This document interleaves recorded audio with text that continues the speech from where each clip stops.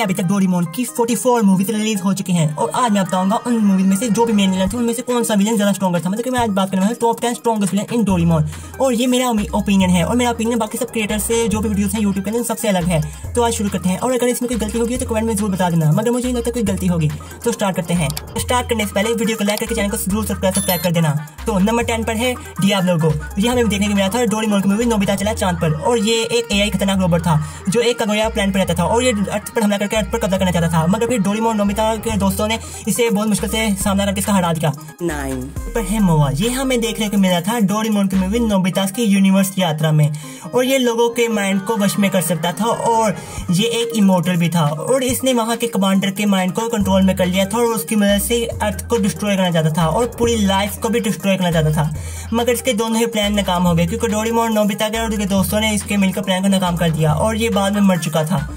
और इसके बाद हम बात करते हैं नंबर 8 की। पर है यादोरी एम्परर और ये हमें देखने को मिला था डोरेमोन की movie Nobita super Galaxy express में और ये भी लोगों के माइंड को कंट्रोल कर सकता है और ये दिखने में बड़ा ही छोटा है मगर ये उससे भी ज्यादा खतरनाक है और ये पूरी मिल्की वे गैलेक्सी को कंट्रोल करना चाहता था, उस पर कब्जा करना चाहता था और ये टाइम ट्रैवल भी कर सकता था और इसको टाइम पेट्रोल भी ढूंढ रही थी और मगर फिर इनके डोरेमोन नोबिता के दोस्तों ने इसे हरा दिया।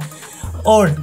नंबर 7 पर है डोरेमोन का क्लोन जो हमें डोरेमोन मूवी देखने को मिला था डोरेमोन नोबितास अंटार्कटिक एडवेंचर काचकुची में और ये भले ही डोरेमोन का क्लोन था मगर इसके बारे में एक ऐसी चीज बात है कि इसने डोरेमोन का रूप ले लिया था, मतलब कि डुप्लीकेट हो गया, मगर ये किसी का भी रूप ले सकता है मगर उसकी ज्यादा पावर आ जाती है और उसके पास भी डोरेमोन की तरह स्पेयर पॉकेट थी, मतलब ये भी बहुत ज्यादा स्ट्रॉन्गर विलन थे, मतलब अगर ये किसी और विलन के साथ तो ये क्लोन बन जाता है तो वो उस विलन से भी ज्यादा पावरफुल हो सकता है और ये वाकई बहुत ही खतरनाक था। और नंबर 6 की बात करते हैं आगे है ब्लिज़ार्ड और इसको भी हमने देखा था डोरेमोन की मूवी नोबिता काचकुची में और इसको बनाया था यागो योगी प्लांट वालों ने और बाद में उसके क्रिएटर ने इसको सील कर दिया क्योंकि ये बहुत ज्यादा खतरनाक था, क्योंकि इसका बस मकसद यही था कि किसी भी प्लांट को बर्फ में ढक सके और फिर बाद में यागो योगी प्लांट वालों ने इसको एक्टिवेट कर दिया गलती से और उनको अपना वो प्लांट छोड़ना पड़ा और इसको एक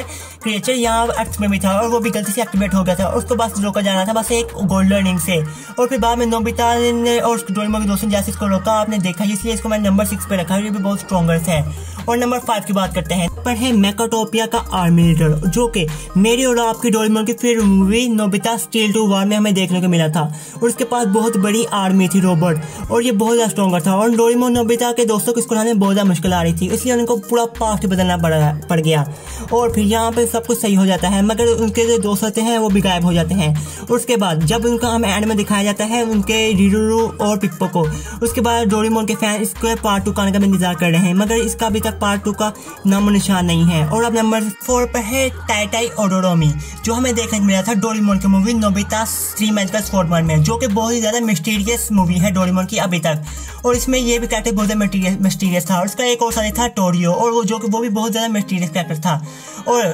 टाइटाई ओडोरोमी के पास एक ताकत थी उसकी स्टिक में कि वो किसी को भी मिट्टी में बना सकता है और उसने नोबिता को मिट्टी में तब्दील कर दिया था मगर नोबिता के पास एक चांस था कि वो वापस से जिंदा हो सकता है, इसलिए वो बच गया, वरना नोबिता क्या तो वहां पर ही काम तमाम हो जाता। और उसके बाद फिर उन्होंने उसको बहुत ही मुश्किल से हरा दिया और फिर टाइटाई ओडोरोमी के पास एक ही नहीं बहुत ज्यादा स्किल थी मगर वो अपनी ही गलती वजह से हार गया। और उसके बाद हम बात करते हैं नंबर 3 की और नंबर 3 पे है मेडुसा जो हमें देखने को मिली थी डोरेमोन की मूवी नोबिता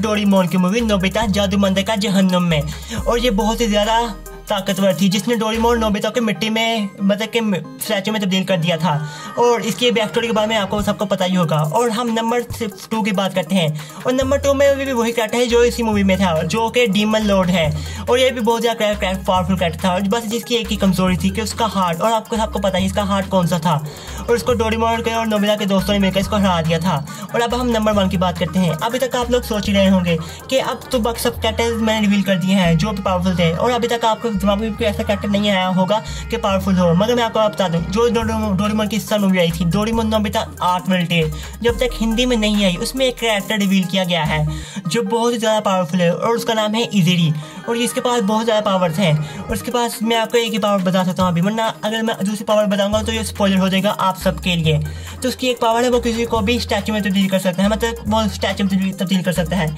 आप सोच रहे होंगे ये तो मेडुसा जैसी पावर है मगर ये मेडुसा से अलग लेवल का है